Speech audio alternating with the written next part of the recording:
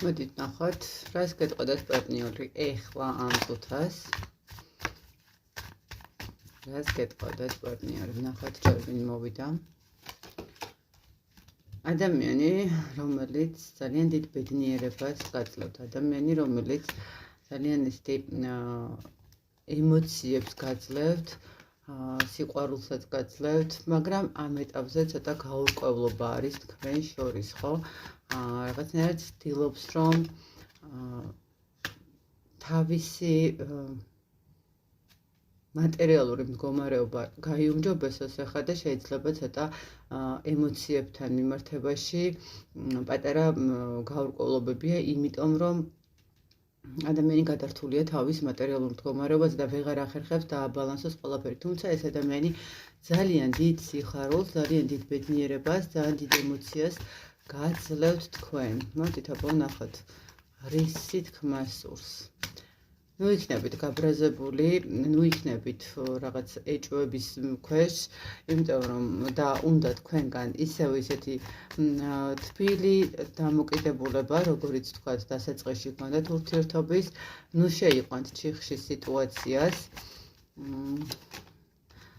ცოტა ძალიან ბევრს ფიქრობთ, როგორც ჩანს თქვენ, ძალიან ბევრს აანალიზებთ, ან რაღაცნაირად ცოტა მკაცრიც ხართ ამ ადამიანთან და ამ ადამიანს უნდა თუ გითხრათ, რომ ნუ შეყავთ სიტუაცია ჩიხში, პირიქით ეცადეთ, რომ ნუ იფიქრებთ იმაზე, რაც არ არის, ხო? შეიძლება ეს ადამიანი არ გეუბნებათ იმას, რომ რაღაცა ცდილობს თავის მატერიალური ან სამსახურში რაღაცა პრობლემები აქვს და იქ ახერხებს, ცდილობს, რომ მოახერხოს და თავი კარგად დაიმკვიდროს, ხო? და ამიტომ გეუბნებათ ადამიანს, რომ ნუ იფიქრებ იმაზე, რაც არ არის და რაც არ ხდება, ეჭვებით, ნუ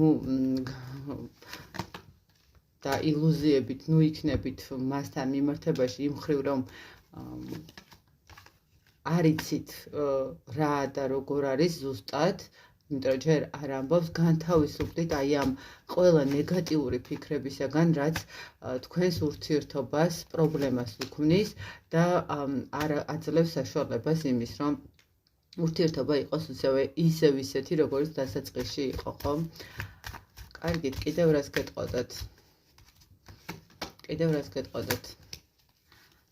ძალიან არ მოსწონს, რომ ესეთი მდგომარეობა გაქვთ, რომ გაქვთ ესეთი თავის ტკივილები იმასთან მიმართებაში ამ ადამიანის მდგომარეობა რა არის და როგორ არის, ეს ადამიანი გეტყოდათ იმას, რომ მას გადაწყვეტილი აქვს თქვენს გვერდით ყოფნა, მას გადაწყვეტილი აქვს თქვენთან ურთიერთობა და ბედნიერება, ასე რომ ცოტა ხანი